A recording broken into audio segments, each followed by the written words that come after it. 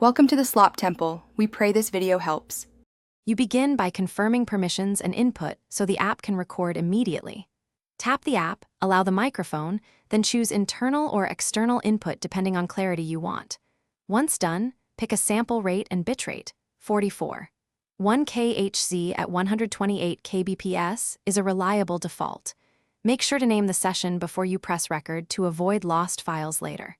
Press the big record button and speak naturally. The app will show levels, so you can adjust distance and gain. You now focus on capturing clean audio by monitoring levels and using tools inside the app.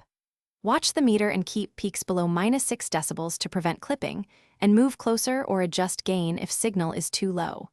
During long recordings, add markers or bookmarks so you can jump to important moments later. If the environment has low-frequency hum, enable the high-pass filter. If steady background noise exists, try noise reduction. Save periodically so progress isn't lost. You finish by saving and exporting the clean file for sharing or editing. Stop the recording, trim any silence, apply normalization or light compression, then export as WAV for editing or MP3 for smaller files and share to cloud or email. Make sure file names and folders are organized for retrieval.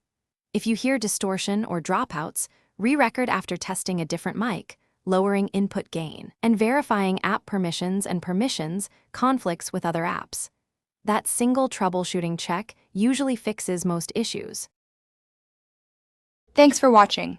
Consider subscribing if we helped you.